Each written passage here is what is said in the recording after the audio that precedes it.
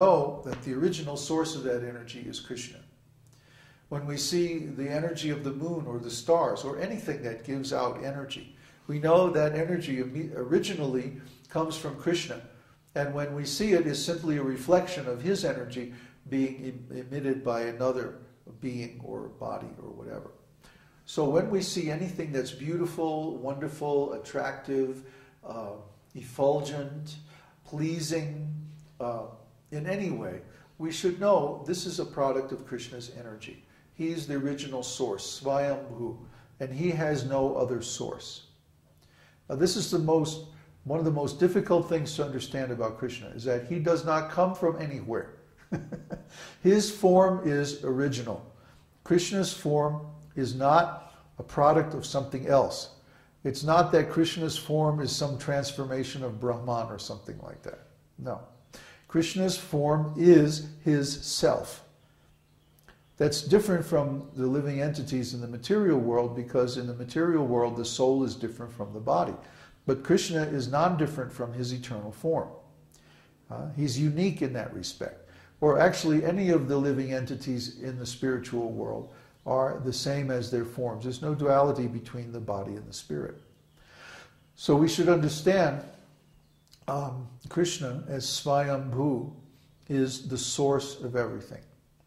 And then the next name is Shambhu, meaning his auspicious transcendental qualities bring great happiness to the devotees. Of course, Shambhu is also a name of Shiva, Shiva Shambhu. But Shiva and Shambhu are both originally names of the Supreme. And Lord Shiva gets those names only because he embodies some of those qualities. Now, what is Lord Shiva exactly? Lord Shiva is another unique living entity in a category of his own. Lord Shiva is called Mahadev.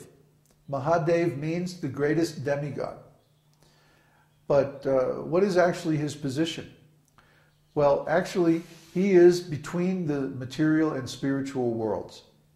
He is the Supreme Lord. But because he's in touch with matter, because his duty or his function is to destroy the material creation at the end of the universe, the end of time. So he has to actually contact matter. He has to be in touch with matter. And also he's in charge of the material mode of ignorance.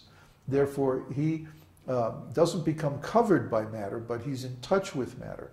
Unlike Mahavishnu and the other Vishnu forms, who never contact matter directly.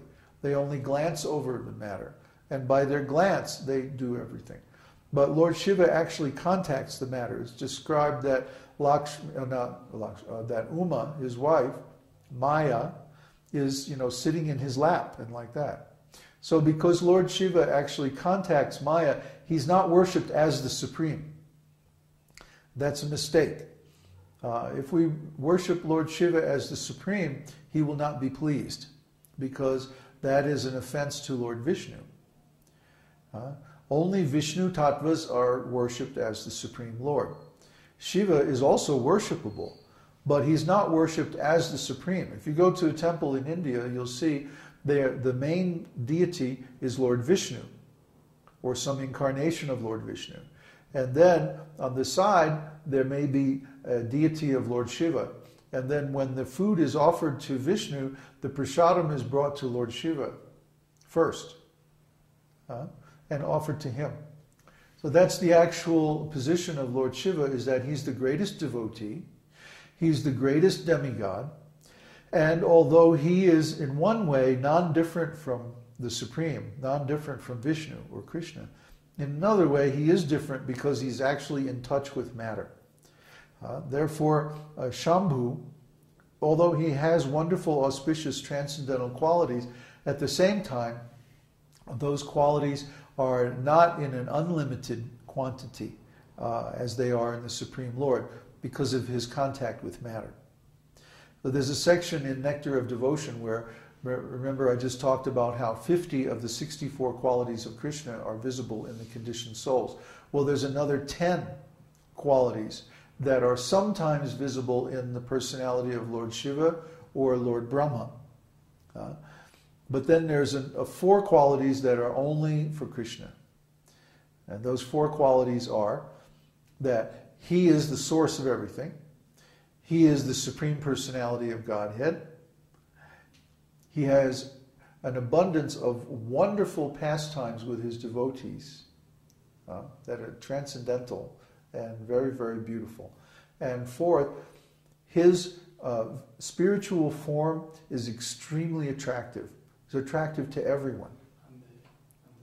Yeah, he plays on his, that's one of his pastimes. He plays on the flute. You don't see any other deva playing on the flute, only Krishna. That flute is very special. It gets to, the gopis are jealous of the flute because it gets his kisses all day. And they can only get them at night. So the next name is Aditya. He appears in a splendid golden form among the demigods. Aditya. Aditya means the son of Aditi. And who is the son of Aditi? That's Krishna's incarnation as Vamana-dev. So actually this is talking about the Vamana incarnation of the Lord.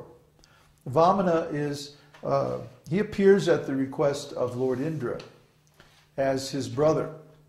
Lord Indra and the other demigods are born from Aditi. And the demons are born from her sister, Diti. So there's Diti and Aditi. And Aditi becomes the mother of the demigods like Shiva, not Shiva, but like Indra, Varuna, and so on. And so then Vamana appears as the son of Aditi. And he saves Indra from the embarrassment of being conquered by the demons. Bali Maharaj conquered the whole universe, including the heavenly planets, and even took over Indra's palace.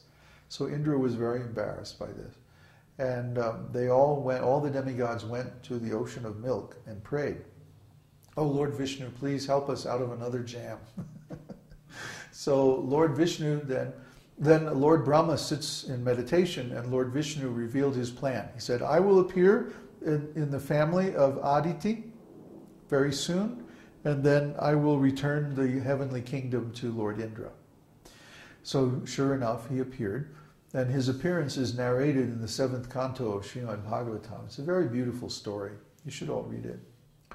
And then he goes to Bali Maharaj as a young Brahmana boy. In fact, he went as a dwarf, very short, very small. And he said, "Dear Maharaj, please give me 3 steps of land. That's all I want." And Bali Maharaj, of course, was very intelligent, and he could tell, oh, this is Lord Vishnu.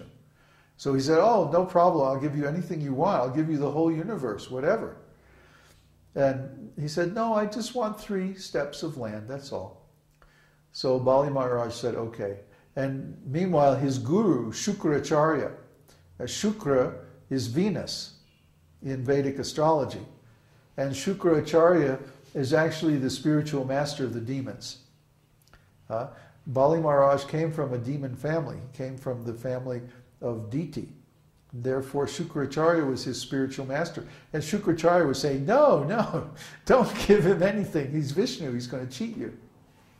He always fights on the side of the demigods. So be careful.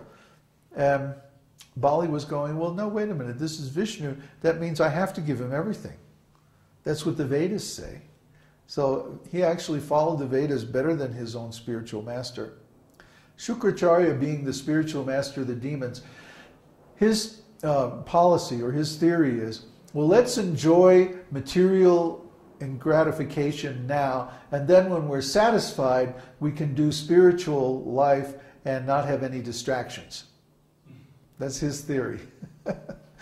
But we find that practically speaking, this doesn't work. What happens is a person engages in sense gratification. That means they have to engage in economic development. That means they have to engage in family life. That means they have to accept so many entanglements and so many material designations. And Maya Das, yes, they become Maya Das. And because of this, they get lots of impressions of material life, and their consciousness becomes covered over by material consciousness very thickly, very strongly. So then, after this is this so-called satisfaction, which actually we never reach in material sense gratification. We always want more and more. The more material sense gratification we get, the more we want. The senses become stronger and stronger, not less. The only way to actually conquer the senses is to practice austerity, beginning with the tongue. If you can control the tongue, you can control all the other senses. And the problem with most people is that they can't control the tongue. They want to eat all kinds of nonsense. They want to speak all kinds of nonsense. They don't want to chant. They don't want to repeat the mantras of the Vedas or the philosophy of Vedic life. Or if they do, they